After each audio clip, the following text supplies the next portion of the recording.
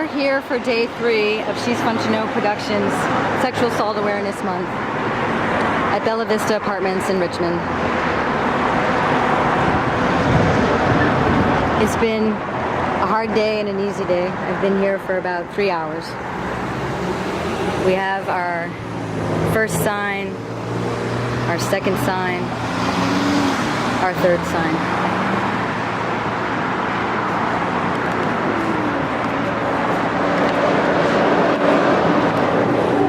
So what has today been like? Really hard. It's that intersection with, you know, haters and people being really supportive and sweet. The Richmond Police Department was called again today, and God bless. You know, they really are the most gracious, nicest police department. I mean, I never really deal with the police, but for this one, I mean, again, I have just nothing but good things to say about the way that I've been treated, the way that I've been supported, and all of that. So, like, I was standing on the corner earlier, and a woman started to roll down her window, so I started to pick my hand out of my pocket to wave, and her face gets all distorted, and she goes, "Roar!" So, that's kind of tough.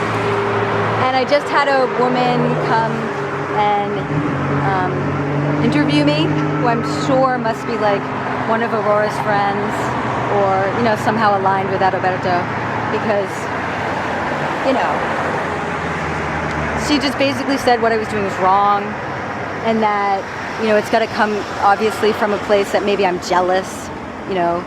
And I did point out, I just kind of said to her, well, but you know, if I actually wanted to be jealous and be with someone, it wouldn't be with someone who raped me. You know, and she kept trying to find holes in my story, and I think she was a little bummed that there really aren't any. Right, and that's the whole thing about telling the truth, is that you can just talk and talk and talk, and all the scenes kind of come back together, right? It's seamless. So let's contrast that with support and with women who roll down their windows and say, "Thank you." You know, the women who are walking to the bus that just say, "You know what, this is so true, this is so real, sexual predators so rely on this, thank you so much," you know. And so what it is this is such a tough topic, this is so hard, that what's really important to me is that we get the message. Like I was saying to that girl that was just, you know, channeling so much upsetness about it, is what she was saying is, this is a private personal matter between Adalberto and his wife. Meaning, once you told his wife that he had a girlfriend and other lovers and that he'd raped you, you know, isn't that just between him and his wife? And I was a little bit just like, girlfriend, you know, we're like all in this together. We live in this world together. That means that if I say nothing, what I'm basically doing is just letting every other person that he could possibly prey date on, I'm just saying, fine, open season. I'm not going to do anything. And you know what? I've had it. I'm sick and tired of the patriarchal notion that we are supposed to just be quiet. We go to the police. If they can't arrest or they can't prosecute, then nothing.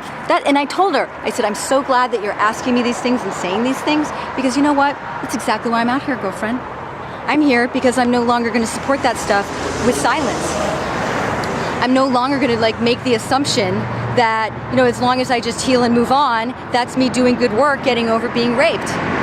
I am no longer going to be silent about the idea that this is an epidemic and we all need to be part of the solution. What? We all need to think, we all need to look, and we all need to protect. And what it is that woman, she was not asking these questions from a place of consciousness that this is all we've got and we're in it together. And when something terrible happens, you know what? I will absolutely take one for the team and have it be tough for me. If I save one person that he might prey date on because she Googles him and then says, oh my God, he's married. Oh my God, there's a woman out there now. She may be crazy, but I'm going to take into consideration that there's a woman out there who says that he raped her.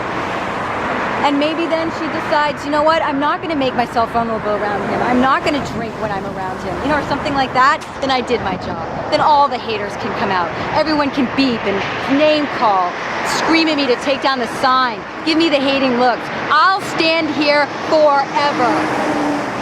Why? Because I want the world to be different.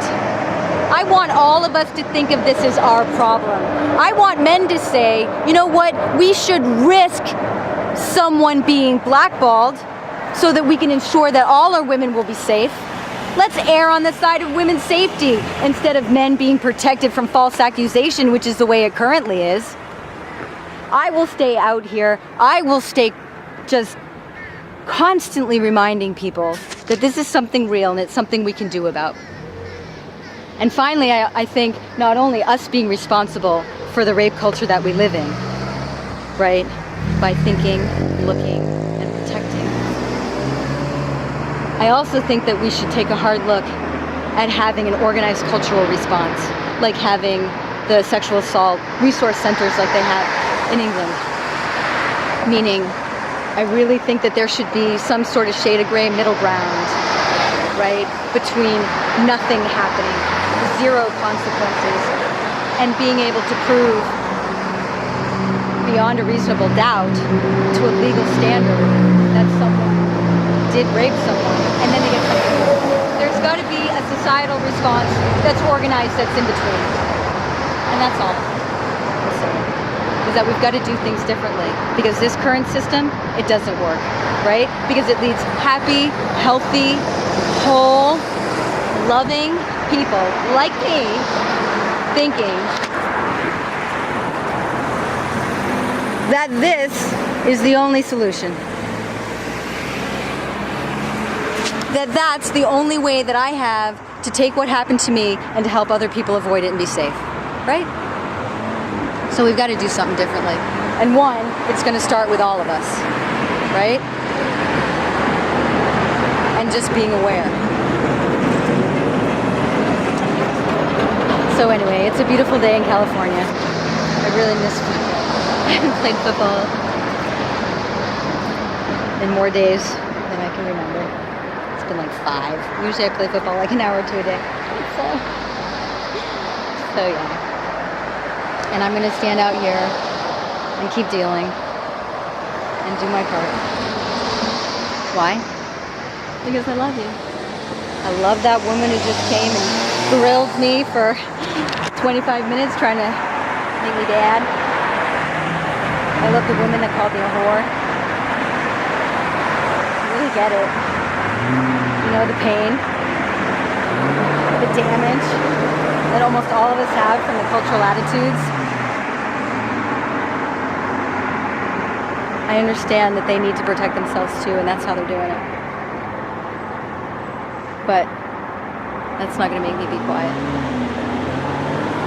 Because every single thank you, and every single woman that says how much she appreciates me having the balls to stand out here and try to make a difference, every wave,